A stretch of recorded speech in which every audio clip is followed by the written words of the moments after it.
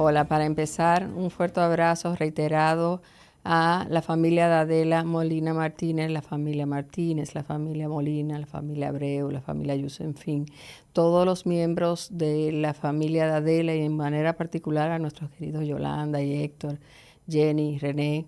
Un abrazo reiterado, estamos con ustedes. Su dolor es nuestro. Pero como bien ha pedido Yolanda, recordemos a su querida Adela con lo que le gustaba, el cine, la literatura. Esperemos que el episodio de hoy sea consistente con esa idea de celebrar su vida. Bienvenidos a Poncho Morado Podcast. El cine se ha vuelto un arte social de nuestro tiempo, debido no solo a que en él se juntan diversas artes, como ustedes aprecian, sino también al interés y aceptación que suscita en cualquier parte del mundo y entre personas de cualquier edad o condición social el cine. Eso lo explica Juan Bravo Zamudio, un profesor de la Universidad Nacional de México. Más aún, dice este señor, que dirige el Cine Debate del UNAM. La fijación, oigan qué interesante, la fijación en la memoria de los conceptos aprendidos es más duradera en la medida en que asimilamos de forma más concreta, con mayores evidencias, como aparece en el cine, el conocimiento. Y de ahí que lo que se aprende en ese medio se retiene por más tiempo, dice este profesor, y se aprovecha mejor. Propicia en los estudiantes la interrelación de los conceptos y en general facilita el desarrollo del pensamiento. Ustedes saben que la UNAM tiene una de las más fuertes escuelas de cine a nivel mundial, la CUEC, de donde han salido esos grandes directores de cine mexicanos, ganadores de Oscar y de premios en el Festival Cannes. Bueno, pero para conversar sobre esa opinión de ese maestro que suscribo en todas sus partes, como decimos los abogados, he invitado a una persona muy especial para mí, con la que converso cotidianamente de estos temas. En el pasado fue mi supervisor, ahora es mi socio profesional en la oficina Rosenbeck y Heredia Bonetti, y él además es representante de la firma Educa. Educa, para los no dominicanos, es Acción Empresarial por la Educación de la República Dominicana.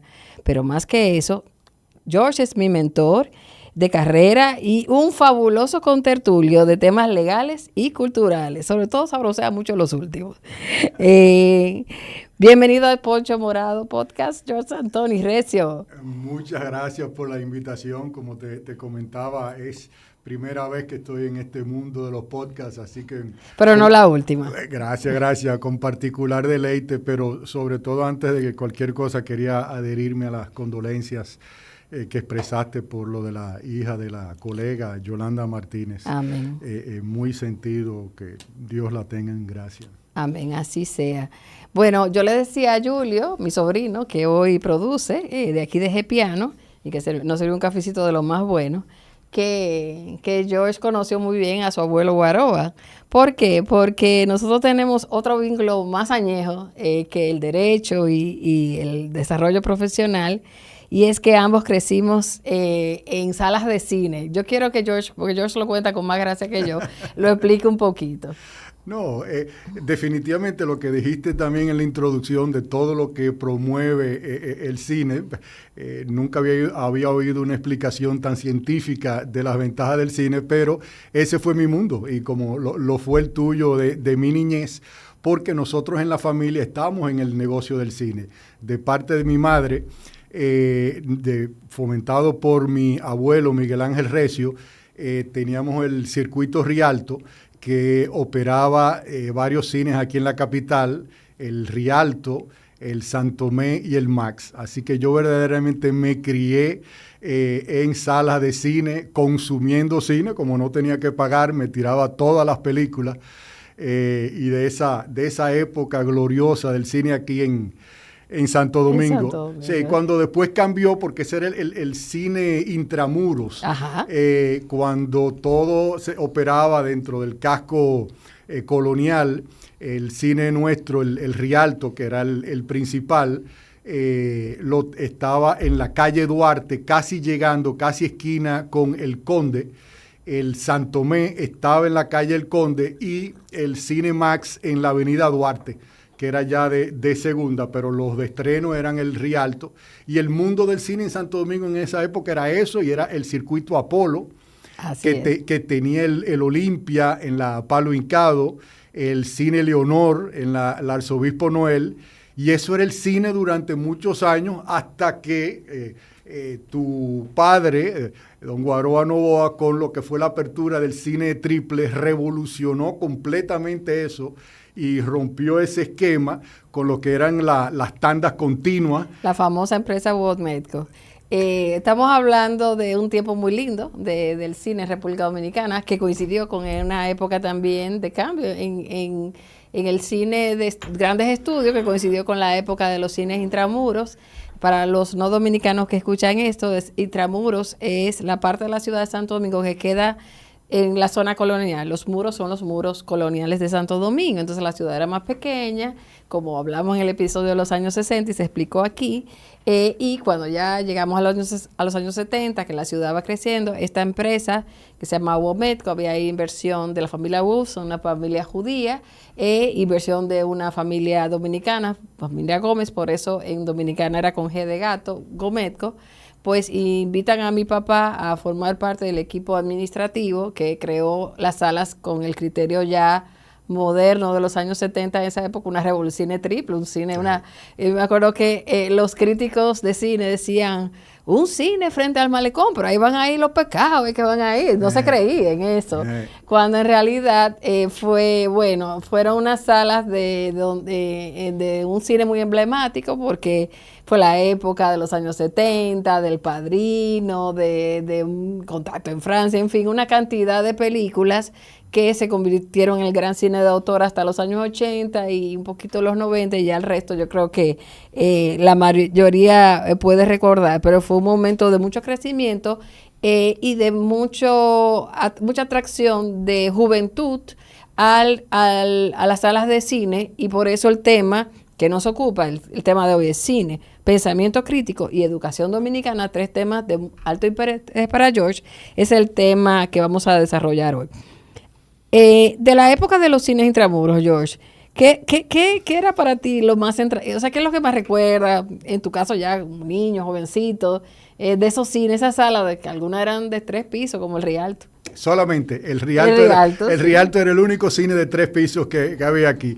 No, pero recuerdos sumamente agradables. Si hay una película que quizás refleja lo que era ese recuerdo, es Cinema Paradiso. Oh, sí. Que es la historia de este niño italiano que se había criado con el proyeccionista de una sala de cine, y después él sale del pueblo y cuando él regresa ve ya el pueblo completamente diferente, y esa visión nostálgica como solamente los italianos saben presentarla. Eso fue mi vida en el cine. Yo recuerdo que vivía yo en la cámara de proyección viendo aquellas máquinas, cómo operaban, que tenían unos filamentos de carbón. Lo traían de Japón. Que uno podía escribir con ellos, y eso era lo que iluminaba. Así que recuerdo eso perfectamente. Yo me recuerdo esas cajitas porque las traían de Japón, y mis hermanos se van a reír cuando oigan este nombre, y lo llevaba a mi casa un señor que se llamaba Jiro Kasakaga. Porque, ¿tú te acuerdas? ¿Tú ves que tú conociste a Jiro? No. Era un jovencito japonés. Sí conocimos en esa época como mucha gente de otros países por esta industria, y eran como unas ticitas largas, negras, y eso se entraba con una delicadeza por la máquina que era celuloide. Era el celuloide, correcto. Que era la época también de la doble tanda, que había que llevar rollo, por ejemplo, del cine del triple al plaza. Y iba el motorista ya en la época de los cines fuera de los muros, a llevar el segundo rollo, que ya ahora todo es digital. Y que cuando estaba lloviendo, ese motorista a veces llegaba tarde, así que se terminaba el rollo en la sala de cine, prendían las luces y después la gente esperando. Había que ser un intermedio forzoso. Que llegara el motorista bajo la lluvia para pasar entonces el rollo. Esas salas de cine en otras ciudades son conservadas. Por ejemplo, en la avenida Corrientes de Buenos Aires, todavía quedan esas salas que son inmensas. En México está el Metropolitan, que aunque ya no exhiben películas, pero el teatro está ahí. Y yo sé que en otras ciudades tú me has enseñado fotos de ciudades que has visitado donde también esos viejos cines Art Deco son preservados. Sí, sí. Es una batalla difícil, porque fíjate que los mismos cines de nosotros, el que era el Rialto, se vendió. Y ahí ahora hay un hotel, lo compró un alemán, el Santomé también dejó de operar, pero hay algunos amantes del cine, de las salas del cine, de todavía ir a ver, que han tratado de preservar esto, pero la parte económica del poder hacer el negocio de ello es cuesta arriba, o sea que no es fácil. Yo he visto también en otros sitios, me recuerdo que fui a uno en Jackson Hole, Wyoming. Que sí, me enseñaste esa foto, la voy a mostrar en la versión audiovisual. Lo habían convertido en una pizzería, la sala de cine. Yo fui en otro en Los Ángeles que también fue rescatado, y esa sala que fue rescatada en Los Ángeles sale en Eras una vez en Hollywood de Tarantino. Yo, mira, yo fui ahí y lo rescataron. Vamos a ver, hay un movimiento de rescatar la calle del Conde. Quién sabe si por lo menos se hace una réplica. Hay unos invitados que le vamos a poner el tema más adelante, que vienen a hablar del rescate que se va a hacer de la calle del Conde, muy oportuno. Ojalá. Naturalmente los tiempos cambian. ¿Qué tú crees que ganamos cuando pasamos a esas salas múltiples, como eran el triple, el doble, el NACO, había varios, y la programación, por supuesto, se multiplicó? Esa fue, yo creo que la primera ganancia. Sí, no, definitivamente, y más era mucho más conveniente para el público de las tandas corridas. Yo creo que eso aumentó la ida al cine mucho. Y otra cosa también fue lo de el candy, que parte de la revolución del cine triple era que tenía la cocaleca, porque antes los cines tenían un pequeño barcito. Me recuerdo que mi mamá operaba el del Rialto, y que tú comprabas un chocolate o algo, pero cuando vino el cine triple con estos candy, la cocaleca, la mantequilla, que le dieron esa gran los Sugar Daddy, todos esos dulces. Cuando en el Olimpia y en el Rialto uno se comía su gofio tranquilo. Sí. Actualmente la exhibición y distribución de películas pasa por una mutación. O sea, estamos viviendo la época de las plataformas, que también son una opción para el cinéfilo. Pero antes de examinar esa situación, veamos lo que dice este autor, se llama Herbert Marshall. Dice que el cine es un aula sin muros, puesto que completa conocimiento, integra ideas y lenguajes. ¿Estás de acuerdo con eso, George? Definitivamente. Porque, o sea, vamos, como decía Einstein, vamos a hacerlo con el ejemplo, que con el ejemplo uno aprende es más fácil. Dime, si recuerdas al menos 3 películas quizás que en tu infancia fueron digamos como un cambio, un punto de inflexión donde ahora recuerdas, caramba, yo cambié como individuo luego de ver esta película o esta otra.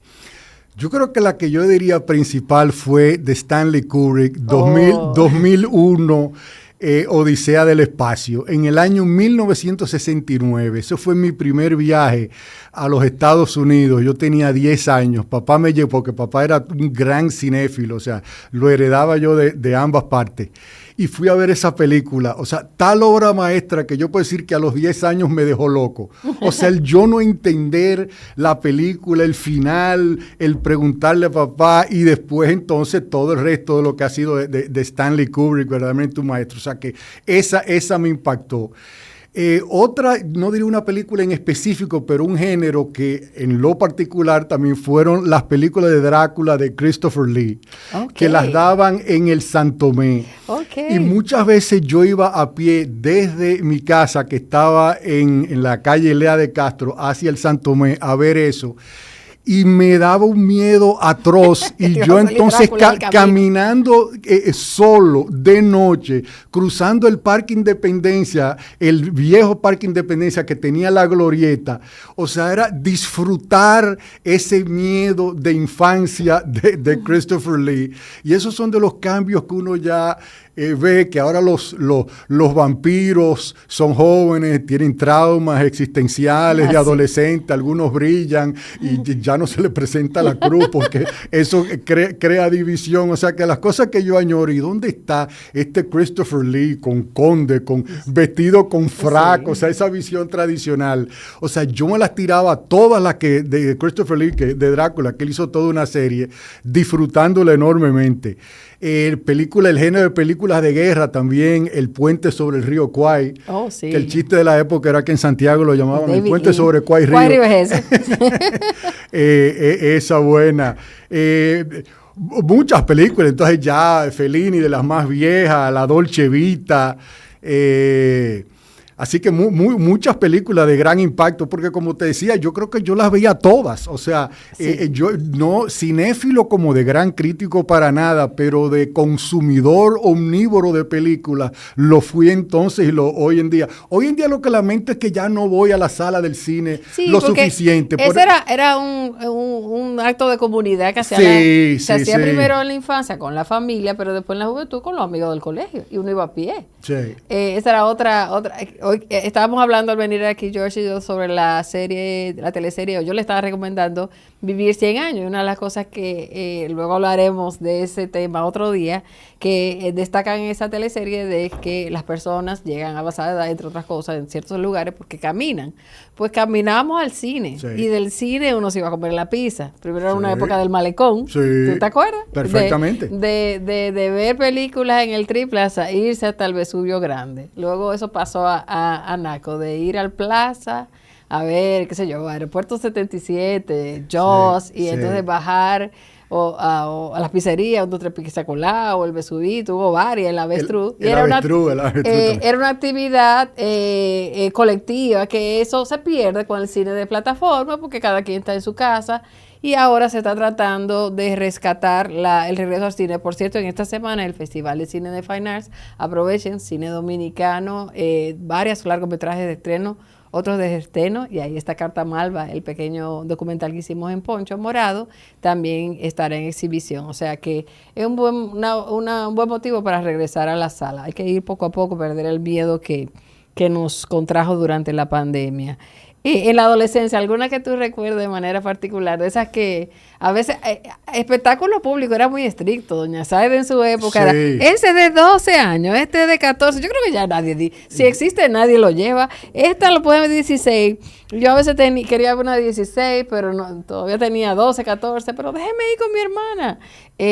Hubo varias de esas películas dirigidas a la adolescencia que fueron muy emblemáticas. ¿Cuál tú recuerdas? Bueno, me recuerdo Z de Costa Gabras, sí, o sea, sí. También en la... Que Balaguer la prohibió. Sí. Pero después la dejó que le escribiera. Sí. Pero ¿tú sabes por qué fue que Balaguer la prohibió? No. Porque en un momento mencionaban a Trujillo. Bueno, Z, no queremos spoiler, sobre todo la juventud que quizá no la ha visto, de Costa Gabras, un gran director de origen griego, ¿no? Griego. Y hay un momento en que menciona, porque el protagonista es como un francotirador, y en un momento era una ficción, no era del todo cierto, decía, vamos a Santo Domingo, y mencionan a Trujillo, pues Balaguer dijo, para abajo, no, esa no va. Entonces hubo que negociar, y por cierto, encontré un periódico días atrás y se lo compartí a mis primos Pietro y Edgar del Giudice, porque su padre, que representaba esa casa peliculera, fue que consiguió el visto bueno del presidente Balaguer para que dejaran ver Z. Pero Z sí fue un momento político delicado en la República Dominicana. Esa película fue rompedora. Sí. Pero bueno, de adolescencia, yo creo que las dos únicas películas, óperas rock que se han hecho, sí. Tommy. Me recuerdo, a verla, cuando murió Tina Turner, que todo el mundo hablando de él, me recuerdo de Acid Queen. I am the Gypsy, de Acid Queen. Estamos dando la cédula. Y Jesus Christ Superstar, que esa la dimos en el Rialto. Y yo recuerdo que yo fui con dos amigos y que yo quería grabarlo. Yo fui con esas grabadoritas que uno tenía antes con el micrófono. Y yo grabando todas las canciones que hasta los otros días las tenía. Entonces los amigos hablando, y yo le decían, cállense que lo estoy grabando eso. Señores, oye, ¿cómo era antes? Así, con la grabadora. Ahora todo está en Spotify, hasta este episodio, ya te que una grabadora, porque era, bueno, yo creo que sí, que es una ópera rock inolvidable. Siempre mi querida amiga Maripili Ripoll me dice, acuérdate que antes de tú ponerte a hacer películas, yo fui tu primera estrella, porque nosotros la hicimos, yo fui directora en el colegio de esa obra. Ajá. Y Maripili hizo el papel de Jesucristo. Entonces ella dice que ella es mi primera estrella, tiene toda la razón. Mira, sí. Esa yo creo que todavía gran parte de esas canciones me las sé de memoria, ¿eh? Sí, sí, no, esos tremendos cantantes. ¿Cómo se llama? Carl Anderson de Judas, Ted Neely, que yo siempre que pienso en Jesucristo pienso en ese tejano, ese muchacho rubio. Y que su carrera entera fue eso. Fue eso. Después yo me enteré, él solamente hizo Jesucristo, después 20, 30 años en distintas obras, esa fue su carrera. Del Vaticano debe de edificarlo. Sí. Yo también coincido en esa. Recuerdo que para mis hermanas, porque a mí no me dejaron verla, American Graffiti fue también rompedora, porque el tema de la adolescencia por un buen director y en reminiscencia de la juventud de los años 50. Y naturalmente, en mi caso, yo creo que el tuyo también, George, Saturday Night Fever. O sea, no, sin duda. Pero ya yo estaba en la universidad cuando okay, ya yo pues, estaba, exacto. Vamos a guardar lo de porque creo que hay otra pregunta que ahí encaja Saturday Night Fever. Y había, no necesariamente a los adolescentes nos gustaban películas buenas, pero había una que fue famosa que se llamaba Porky's. Sí, que era un humor como medio burlesque, medio subidito de tono, pero eso duró semanas en cartel. Sí, sí. Tomando en cuenta los años en que nosotros nos desarrollamos, eso somos nacidos y pasando la infancia, la adolescencia en la segunda mitad del siglo XX, ¿qué directores te parece, George, de cine fueron los que a nosotros nos dieron, o sea, a esa generación de dominicanos, nos dieron una mejor comprensión de la sociedad, del mundo, nos ayudaron a formar visiones, tomando en cuenta lo que decía este maestro de UNAM, es decir, y este otro señor que yo cité, donde indican que el cine es un aula. Tomando en cuenta eso, ¿qué películas, además de las que has mencionado, qué otra te viene a la mente para decir definitivamente? Cuando yo estaba sentado con 14, 15 años viendo esta película, yo estaba aprendiendo de la vida, aprendiendo de la cultura, aprendiendo de mi lugar en este mundo. Mira, creo que de nuevo tengo que incluir a Stanley Kubrick, porque todas las películas de él, por ejemplo, de la guerra de Vietnam, película que todavía veo que no se ha añejado nada, Full Metal Jacket, o sea, que representó, encapsuló lo que era toda la experiencia de la guerra de Vietnam. Mira, otra que te voy a decir que quizás te sorprendería son las películas de Cantinflas, porque lo que era el tema social y demás, siempre dentro de su humor, Cantinflas lo metía y eran películas muy taquilleras, o sea, gran producto de exportación mexicano. Fellini también, las de él, Amarcord, como dije, la Dolce Vita. ¿Quién más te digo? Y tú eres de los que le rinden culto a Coppola con Los Padrinos 1 y 2. Claro. y hasta el 3 tampoco sí, lo voy a querosear mucho. El 3 también se puede incluir. Andy García la salva. Sí, pero sin duda, o sea, el Padrino 1 y 2 fueron películas sumamente importantes, excelentes, o sea, películas que uno todavía la puede haber visto, yo la he visto quizás 10 o 20 veces cada una y uno la disfruta todavía. Con la ventaja de que tenemos recuerdos de primera mano de la filmación en esta ciudad de importantes escenas del Padrino 2, ¿tú te acuerdas de eso? Perfectamente, inclusive el cine nuestro, Max, sale en una de las escenas del Padrino 2, que ellos están ahí parados en la avenida Duarte y sale también la callecita esa curva, que después que uno sube la Hostos, salía ahí, pero eso transformó y prácticamente paralizó la ciudad, la filmación del Padrino 2 aquí en el Parque Independencia, yo que estaba hablando del viejo Parque Independencia. Lo cerraron, y me acuerdo como una tela negra pusieron para que no se vieran los exteriores modernos, porque estaban filmando como si fuese La Habana de los años 50. Nuestro vecino, el Hotel El Embajador. Claro. También sale ahí. Aquí en El Recodo, vecino también de Gepiano. Sale ahí. Pero yo recuerdo que en la del Parque Independencia era una escena de Michael Corleone con Fredo. Sí. Que evidentemente pasaba como en La Habana. Y esa fue, yo creo que hay 2 eventos aquí en Santo Domingo, eso y los 12 juegos, como que capturaron en esa época que no había el imaginario de la juventud. Sí. Porque sí ya no había dictadura, pero todavía era un país de economía de sustitución de importación, viajar no era un poco más costoso que ahora, de modo que el cine tenía una importancia muy elevada en ampliarle el imaginario al joven de esa época y sirvió, sí, de escuela. Además de la que mencionaste, recuerdo de manera particular que en los años 70 hubo muchos cines rusos en República Dominicana. Curioso, porque el otro día, para hacer una consulta a un cliente nuestro, George, me preguntaban, es un cliente que, vamos a decir, que tiene, es una empresa que está en una red social, y preguntaban cuál es la ley que nos aplica, estamos trabajando, Mónica Fiallo y yo, ese tema, para si hacemos un anuncio, por ejemplo, sobre la publicidad de una película. Y yo, Mónica, ¿de qué año es la ley de espectáculo público? Del 49.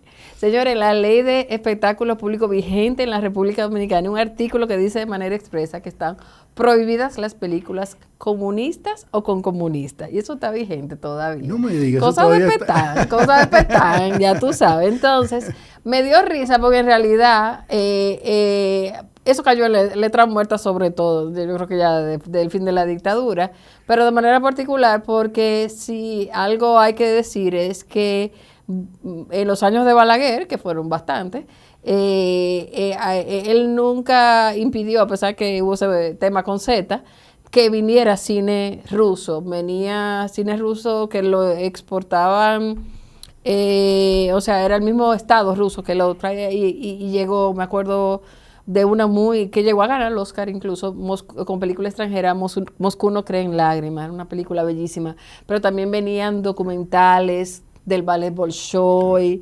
Entonces, como niña, me acuerdo, La Guerra y la Paz, que es una de las películas rusas más costosas de todos los tiempos, y eso llegaba al cine triple. Me acuerdo que, de nuevo, ese sí que no me acuerdo el nombre, pero había un joven que era de la embajada, no me acuerdo, ahora pienso yo, ¿de cuál embajada? Porque yo era tan niña que no sé, yo sé que ese joven ruso iba a mi casa a llevar esas películas a mi papá, y le regaló a mi mamá una babushka, de esa que es una dentro de otra. Sí, de la dentro de otra. A veces mi hermana me oye y me dice, tú te lo estás inventando. Y yo, bueno, ahorita ven, acuérdale que sí, que había una muñequita en casa, pero sí hubo esa visión del cine japonés menos, pero algo recibimos menos. Yo creo que más veíamos cine europeo, como bien tú dices, Truffaut, los autores suecos, como Bergman, y por supuesto el cine norteamericano. Y el cine mexicano también. Claro. Aquí el cine mexicano tuvo un gran auge. O sea, recuerdo que me hablaban de que comercialmente las más exitosas eran las películas aquí mexicanas, que después yo no sé qué tan veraz es eso. Se le atribuía un poco la caída a eso cuando México creo que comenzó a exigir ciertos aspectos culturales dentro de las películas. Eso cayó. Que si eso pero tuvo su pico. Ni hablar en los años 50. Y la verdad es que apoyado por la propia dictadura, porque Petán traía lo que nos cuentan los viejos de nosotros era que traían en la semana aniversario, venían todos esos artistas.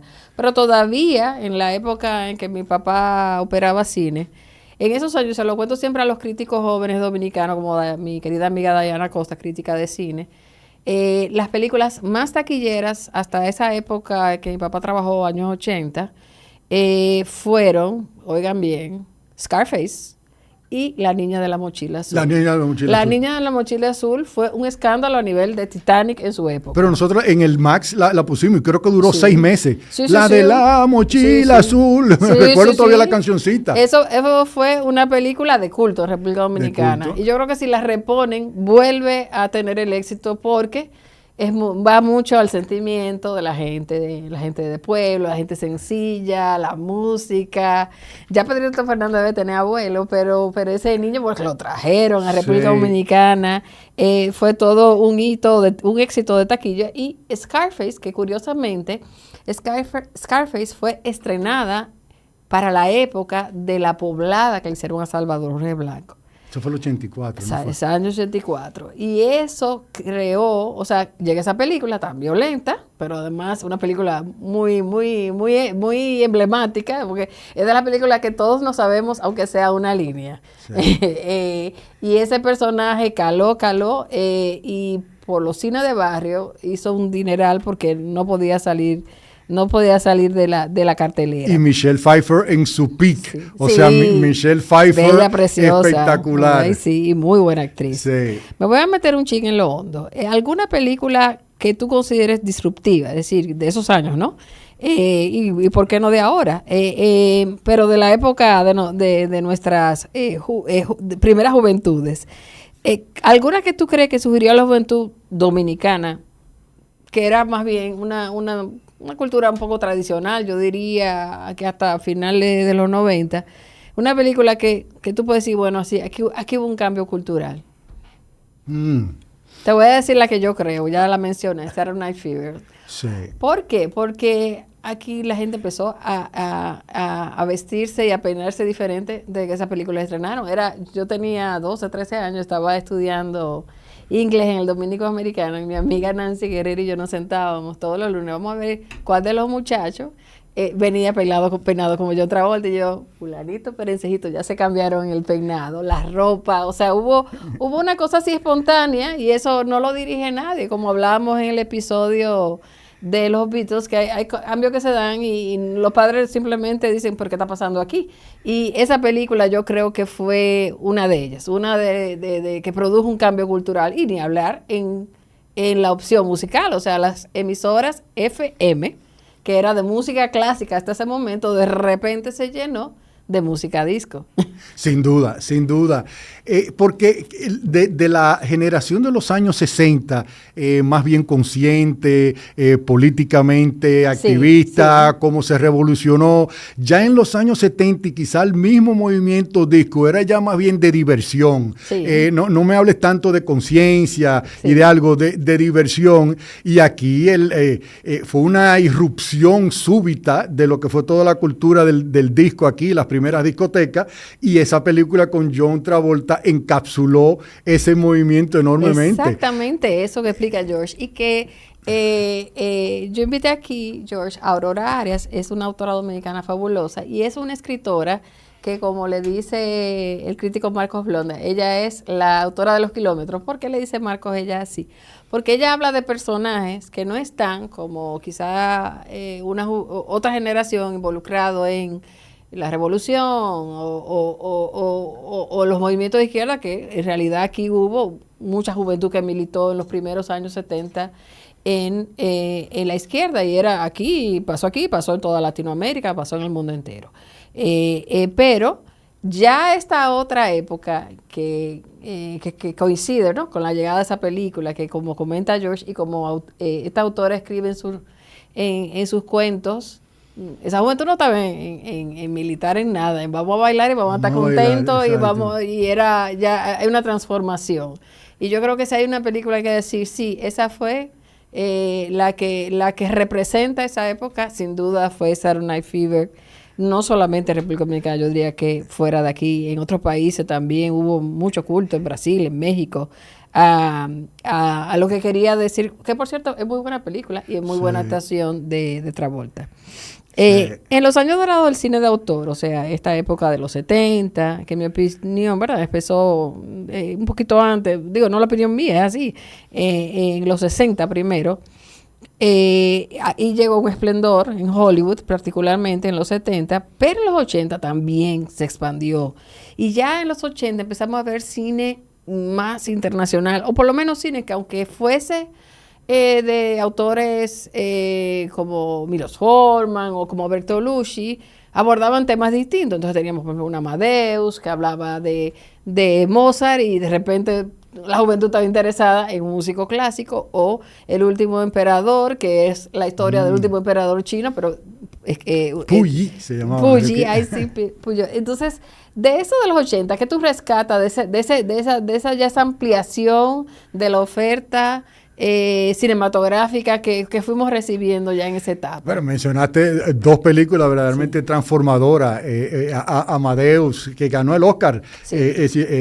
F. Murray Abraham, creo que ganó el Oscar. Y que cuando vi eso que tú me recomendaste también, The Making of, fantástico ese documental. Lo vi. Yo le recomendé a George un documental que encontré en YouTube sobre cómo se hizo Amadeus, y sale Milos Forman, sale que hizo de Antonio Salieri, que ganó el Oscar, ¿cómo se llama? F. Murray Abraham. Y también sale el protagonista, muy interesante, porque yo no sabía, ellos fueron a filmar a Europa del Este y ellos tenían espías detrás de ellos. Sí. O sea, estos gringuitos aquí filmando, qué es lo que está pasando, buenísima, búsquenlo, está de manera, y además de mencionamos El Último Emperador, mencionamos Amadeus de los 80, y también, ¿sabes cuál yo recuerdo de los 80? Y como una época, esta que se llamaba Indochina, que era con Catherine Deneuve. Sí, o sea, Indochina. De repente empezamos también, gracias al cine, a entender un poco la historia del siglo XX. Y yo, pero eso fue lo que pasó, claro. Uno se quedaba con el deseo de ir a documentar. Yo me acuerdo que yo, luego de ver Reds, de Warren Beatty, me interesé en buscar el libro en que está basado, porque obviamente es una ficción, pero es una película interesantísima. Gente joven que no ha visto esa película, pero que le gusta el cine, búsquela, porque una de las grandes cosas que hizo ese director fue que mientras vemos la historia, la ficción, el drama, la película está intercalada por testimonios de personas que ya estaban viejitas, contando que conocieron a los personajes que protagonizan la obra, que hay un triángulo amoroso ahí, y contando, sí, ellos se conocieron en el Village, yo estaba ahí ese día. Una película muy original. Pero mira, esa la de Puyi, como digo, son de esas películas que te motivan a tú profundizar. Sí. Porque, por ejemplo, a mí siempre me ha gustado el tema de la Segunda Guerra Mundial. O sea, no hay documental sobre la Segunda Guerra Mundial que yo no haya visto de todas las batallas. Pero al uno ver una película así, uno se da cuenta de hasta una visión eurocéntrica de lo que fue esa época, porque uno siempre, la Segunda Guerra Mundial comenzó el 1 de septiembre de 1939 con la invasión de Polonia. Sin embargo, uno ve que realmente otra visión puede ser que comenzó en China, que la Segunda Guerra Mundial comenzó con las invasiones de Japón en China, en el norte de la China, en Manchuria, que ellos pusieron el final del último emperador, Puyi, era que lo pusieron de emperador títere al servicio de los japoneses en ese país que crearon Manchukuo. Entonces uno se da cuenta de esa parte de la historia, digamos, también, que uno no lo conoce tanto, y recuerdo eso que me fascinó, tanto lo que fue el final de todo lo que era el imperio chino con este último emperador, lo fascinante de la ciudad prohibida, y la vida que vivía. Me recuerdo el grillo que era que él guardaba. De esas películas que te motivan a seguir buscando, el Imperio del Sol también, también, que fue otra también como de esa época de la invasión de los japoneses en China. Y es una mirada sensible porque tú te identificas con ese niño y es ver la guerra de otro punto de vista.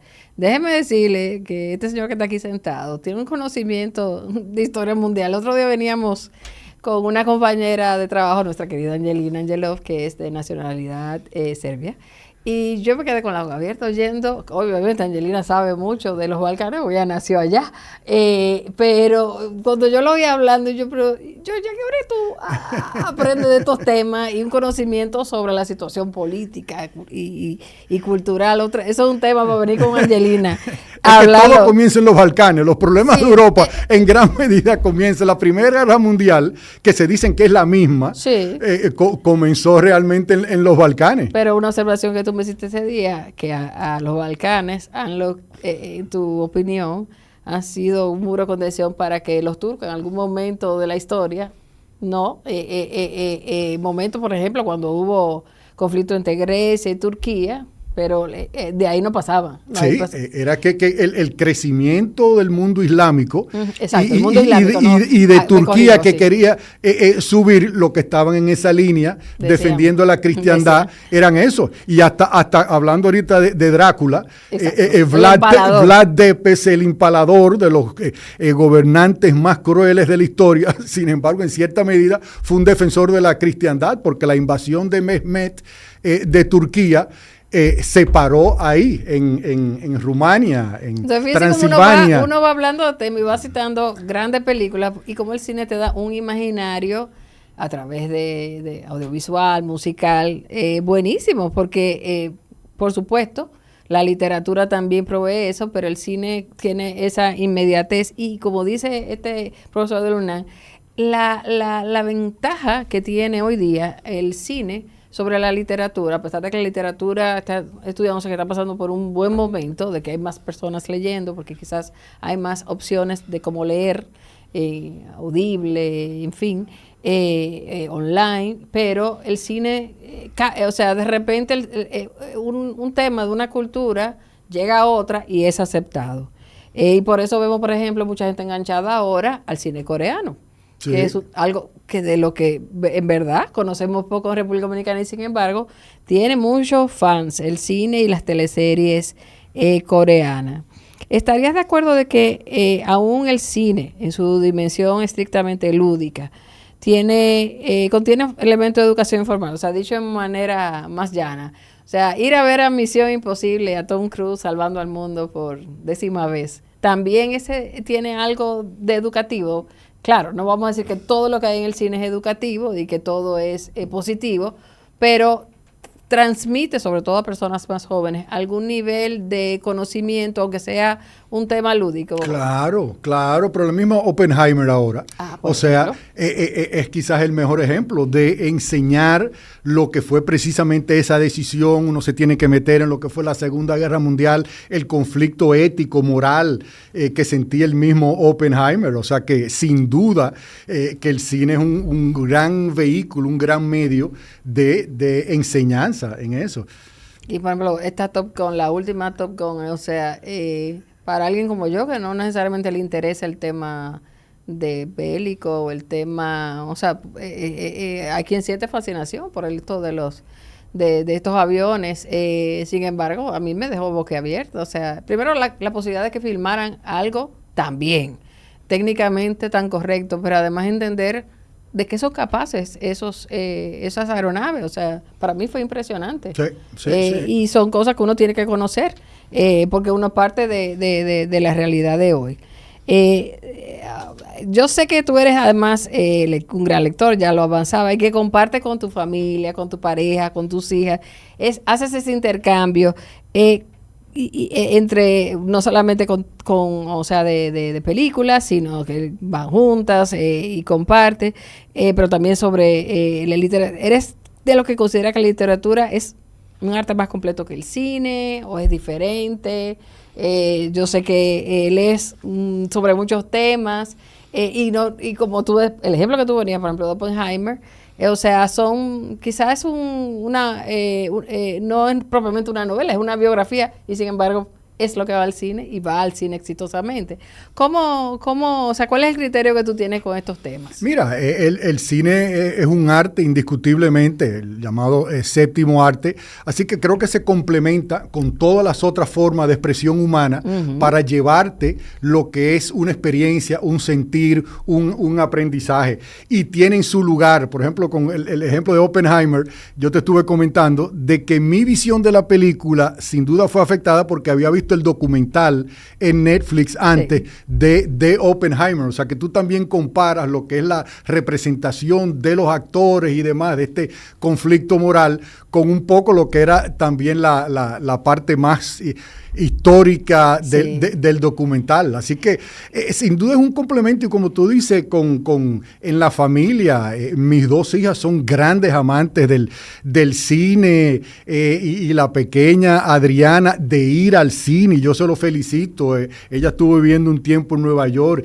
e iba a las salas del cine. Yo le digo, mi amorcito, te felicito por eso, porque yo soy de los que ya me he acostumbrado, que sea al Netflix, que sea a verlo en la casa, y voy mucho menos al cine, a lo que es la experiencia comunitaria. Ella todavía va, así que yo la felicito. Un abrazo para Diana, que no veo de que era niña, pero un abrazo para ella y para Adriana, que ahí sí nos encontramos por las redes sociales. Gran seguidora tuya, gran seguidora tuya. Ella. Pero, por ejemplo, lo que hizo tu papá de llevarte a ver 2001, ¿tú recuerdas alguna película que llevaras a tus hijas a ver y que para ella fue como wow?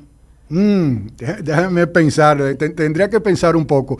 Pero papá también otra cosa, hablando del cine triple, cuando tenían las matinés los sábados a las 10:30, sí, que a él le gustaba, él me llevaba siempre a esa. En esa época había matiné para los niños y vermouth, porque servían vermouth para allá, en otro horario para las señoras, era así, iban muy elegantes y servían vermouth en el lobby. A mí lo que me pasa, por ejemplo, con mis hijos es que yo quise que vieran algunos películas Disney que a mí me gustaron mucho. Y por ejemplo, lo logré por ejemplo con los Aristogatos. A ellos les encantó. A ellos les encantó y la cantaban. Y ya mis hijos eran de la época de Pixar. O sea que yo pensé, bueno, quizás se la encuentran anticuada. No, ellos, los Aristogáticos demostró ser un clásico. Sí, se lo puse a eso, el libro de la selva. Sí, también era otra. Que esos tenían como un efecto narcótico en los niños. No recuerdo esas cancioncitas de Bugalú y demás, sin duda. Entonces, como a mí me tocó con ellos la época de los VHS, yo me acuerdo que Simón no sabía casi ni hablar y me decía, ponme la selva otra vez. Era rewind. Déjame decirte algo de los alquileres. Yo me considero que fui el último dominicano que cerró la puerta del último lugar de alquileres de película aquí de Moviemax. Yo iba fijo, recuerdo creo que eran los mismos jueves, los días que se estrenaban películas antes, no sé si todavía, a Moviemax cuando venían las películas. Y entonces después fue cerrando con lo que era ya el streaming, el Netflix, que comenzó Netflix mandando películas, ellos mandaban películas físicas.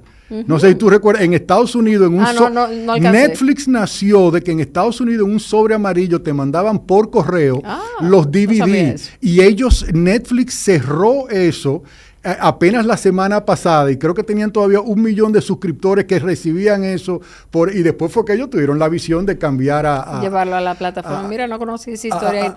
Streaming. No disfruté esa etapa de Netflix. Pues de lo que fue la creación aquí de los videoclubs hasta ese último que quedó ahí en la Abraham Lincoln. Y yo digo, ¿cuál es el último día? Mira, vamos a cerrar el 31, no recuerdo qué mes, a las 10 de la noche. Y digo, mira, yo voy ahí, fui allá, alquilé y cerraron la puerta detrás de mí. Que ahí fue en los videoclubs que yo entré en contacto con el cine asiático, porque ahí aparecían esas películas, El olor verde de la guayaba, por ejemplo.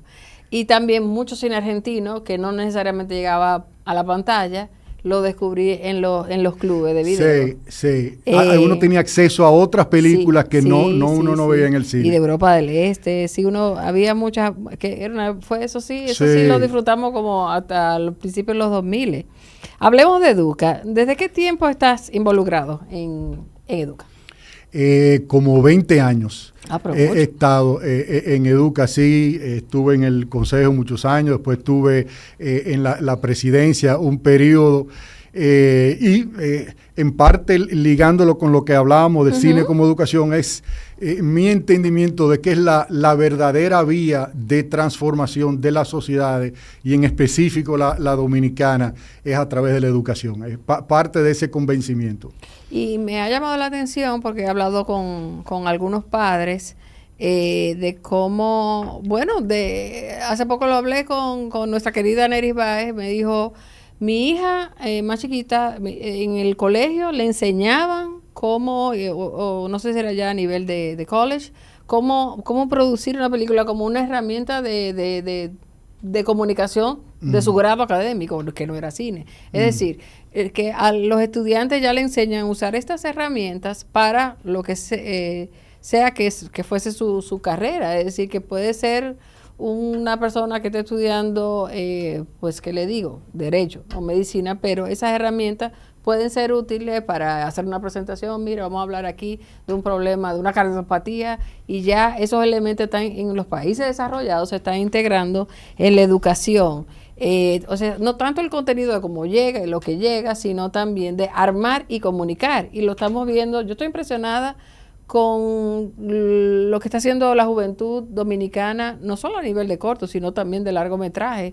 Y son personas de menos de 40 años que están haciendo muchos contenidos. De modo que ojalá Educa sea un vehículo para que esas herramientas sean aprovechadas ya de manera formal en el mundo educativo. Yo en México no puedo contar de experiencias escolares, porque ya mis hijos llegaron en etapa universitaria, pero yo sí notaba que mis compañeros la maestría, que eran personas más jóvenes que yo, la mayoría, tenían acceso, en su caso, personas de 30 y pico de años, a elementos culturales desde la escuela. Es decir, sabían dibujar, que yo, acá, pero es que tú eres familia de Diego Rivera. No, ya, Angie, eso yo lo aprendí en la prepa, y eso estaba integrado. Y el cine es como la próxima lección que, en mi opinión, y no sé si estarás de acuerdo conmigo, puede motorizar, puede ser una oportunidad para que ciertos contenidos, no solo, digamos, artísticos, sino también científicos, en la escuela tengan una gran utilidad. Sí, no, estoy de acuerdo contigo. Creo que definitivamente el cine tiene ese rol en el proceso educativo.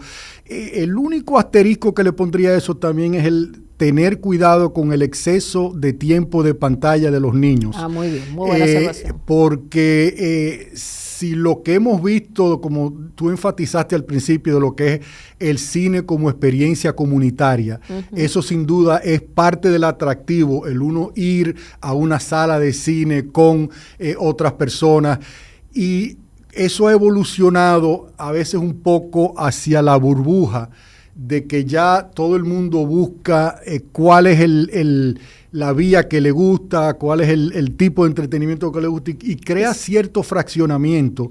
Antes había, digamos, voces autorizadas, por ejemplo, cuando había en Estados Unidos 3 cadenas, CBS, entonces el Walter Cronkite que hablaba, lo oía todo Estados Unidos, y también eso existía más. Hoy en día la gente ya está un poco más en su burbuja.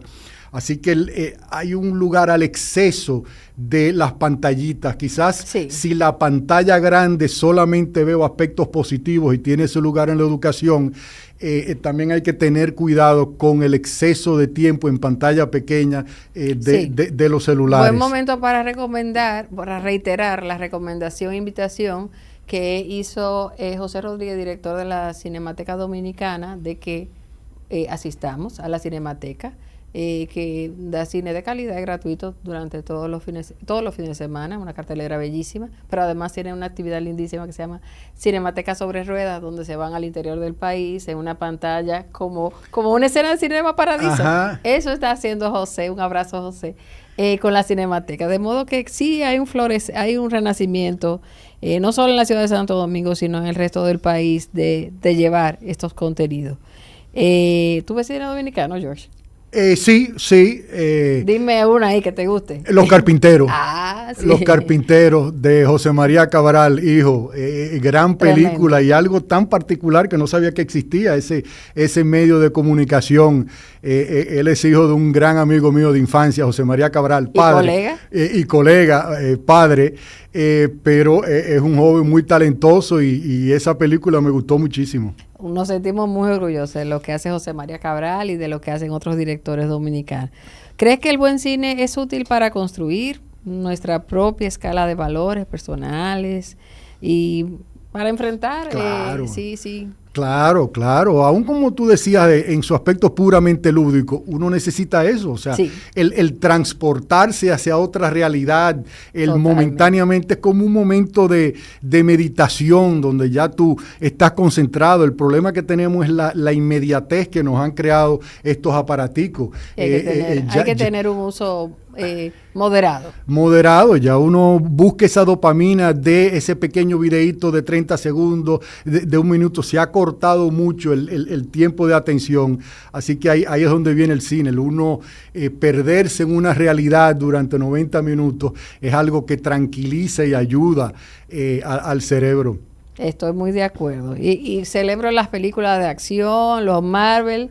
Aunque yo no necesariamente lo vea, quizás si empieza a verla me anime, pero todo es parte de ese abrir un poco la mente y dejar descansar un poco esto que nos va a producir dolor de cuello a todos.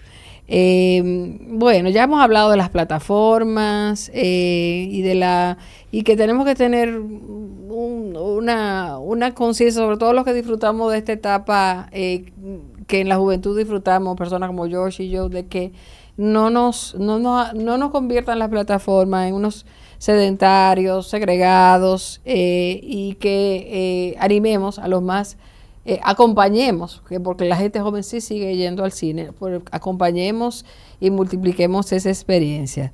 Y volver a visitar la sala de cine. Bueno, yo te pido, George, que compartir ya una reflexión de cierre sobre el tema que nos hemos tratado, que ha sido de lo más divertido, sobre el cine, la educación del hogar y esto que dice este profesor de la UNAM, de que está convencido de que este séptimo arte nos ofrece una posibilidad de crear una vocación crítica, de ver el mundo desde otra óptica, de ver, bueno, esto pienso yo desde mi realidad, pero hay otra realidad, y que él está convencido de que por ahí empieza un ciudadano, un joven estudiante a desarrollar un pensamiento crítico. Sí, mira, muy buen pensamiento eso, porque la verdad es otro de los peligros, el no desarrollar ese pensamiento crítico por distintas maneras de uno estar en su propio círculo de eco, oyéndose a sí mismo, oyendo a gente que piensa similar. Uno no desarrolla esa habilidad de tener que oír una opinión alternativa, una opinión diferente, algo que nos obligue a pensar críticamente. Y salir de la historia única, es decir, de la posibilidad de que, bueno, por ahí hay gente que piensa diferente que yo. A veces hay que ver hasta la película que uno cree que no le va a gustar. Exacto, exacto. Y quizás déjeme también incluir una promo al final que mencionabas de Educa. Educa hizo un documental sobre lo que fue la lucha del 4%. Ajá. Y creo que va a salir en este año. Ah, qué bueno. Así que muestra eso también, que fue esa lucha, como toda la sociedad sabe, que se logró el 4%. Educa estuvo filmando un documental y que ya está próximo a salir. O sea, una producción de Educa sobre el proceso del 4%. Correcto. Imagino que si Educa es crítica, ¿verdad? Correcto, sí. Pues enhorabuena. Sí. Estaremos atentos y por aquí lo anunciaremos. George, muchísimas gracias. Un placer compartir tú contigo. Tú vuelve para Angélica. acá, o sea, temas no nos faltan. Cuando tú quieras. Muchísimas gracias a ustedes, gracias aquí al equipo por apoyarnos y como siempre digo, cambio y fuera. 1, 2, 3, 4.